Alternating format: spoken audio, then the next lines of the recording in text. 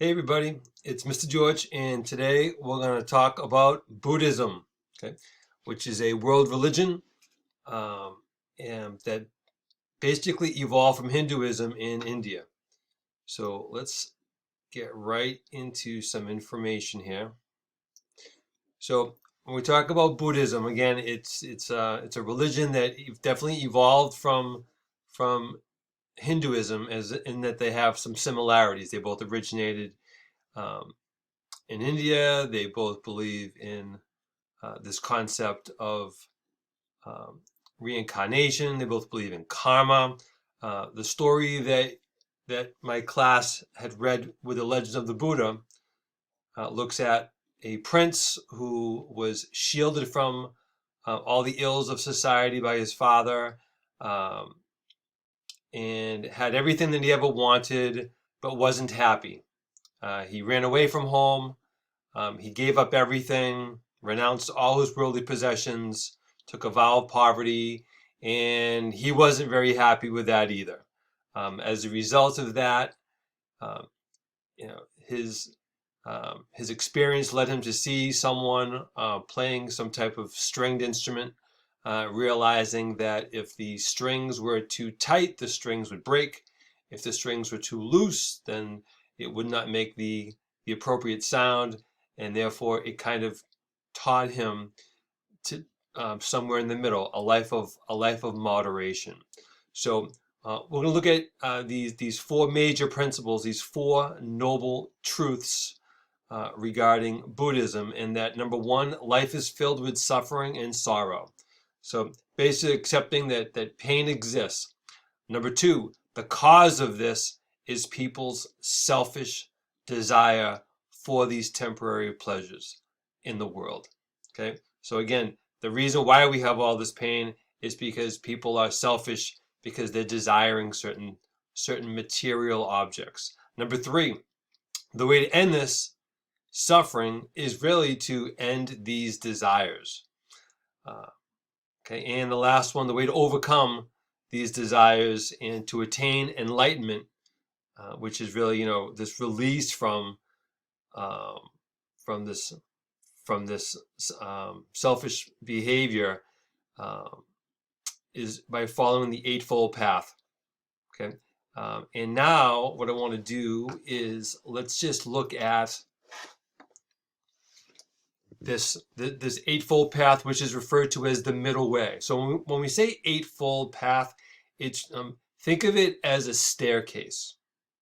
Okay, so think of the Eightfold Path as a staircase that's helping individuals between their desires um, and their selfish behavior, trying to again work their way through this path or this process. So when we talk about this staircase, um, again, we're kind of working our way up here. So the first three really revolve around morality.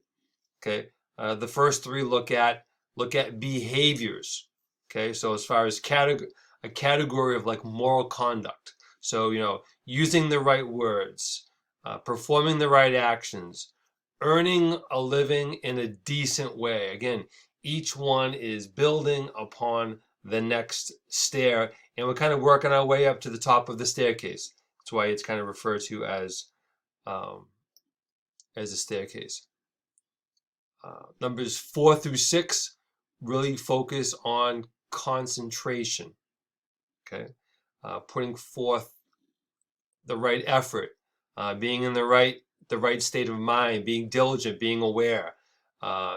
Meditation as far as concentration, and that's a second category within the Eightfold Path, looking at the category of concentration.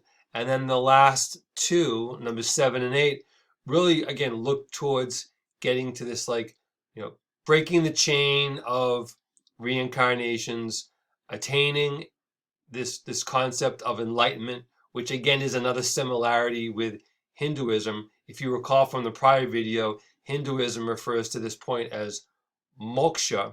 Okay, within Buddhism, they look at this um, same concept, but they use nirvana as actually that point of enlightenment.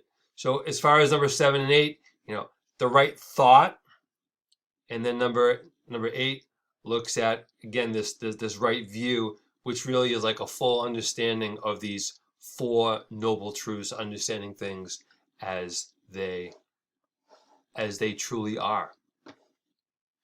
So what I want to do, I think that kind of concludes that. So again, when we're talking about this Eightfold Path, again, it's a staircase. You're trying to, perform each step one at a time. Nirvana is the goal. Again, the nirvana is to Buddhism as moksha is to Hinduism. When we get to this concept of like enlightenment, it's releasing us from like this selfishness and this pain, and you're not able to actually complete this over the course of one lifetime, which connects with reincarnation. Remember, reincarnation from the prior video means that your soul, your spirit, when you die, is being put into another body. Okay. Now, in addition to just accepting reincarnation, one other comparison with Hinduism is that Buddhism rejects the caste system. Remember, Hinduism strengthens or supports the caste system, because within Hinduism, without the caste system, it kind of falls apart.